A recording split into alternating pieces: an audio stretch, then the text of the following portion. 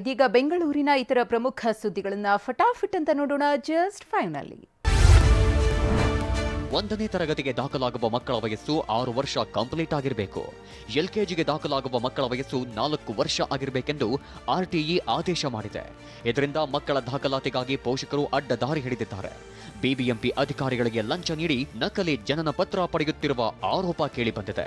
ಈಗಾಗಲೇ ಎಲ್ಲ ಕಂಪ್ಯೂಟರೀಕೃತ ಆಗಿರುವುದರಿಂದ ಇತ್ತೀಚೆಗೆ ಬರ್ತಕ್ಕಂಥ ಎಲ್ಲ ದಾಖಲೆಗಳಲ್ಲಿ ಈ ಪ್ರಕಾರ ಯಾವ ಚೇಂಜ್ ಮಾಡಲಿಕ್ಕಾಗಲ್ಲ.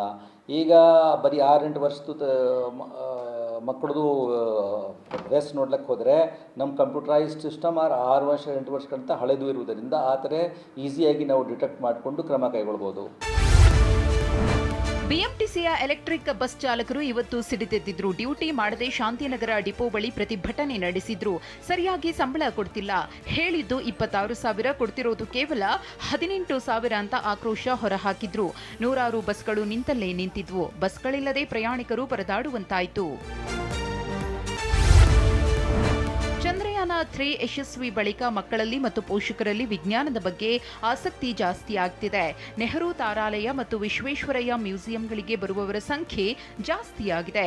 ವಿಶ್ವೇಶ್ವರಯ್ಯ ಮ್ಯೂಸಿಯಂನ ಎಂಜಿನ್ ಹಾಲ್, ಬಾಲ್ ಪೇಂಟಿಂಗ್, ಕ್ಲಾಕ್, ಶಿವನ ಸಮುದ್ರ model, Aditya L1, Chandrayaan 3, NASA ಬಗ್ಗೆ ವಿಶೇಷ ಪ್ರದರ್ಶನಗಳಿದ್ದು ಮಕ್ಕಳು ವಿಜ್ಞಾನದ ಕೌತುಕಗಳನ್ನು ಕಣ್ತುಂಬಿಕೊಳ್ಳುತ್ತಿದ್ದಾರೆ.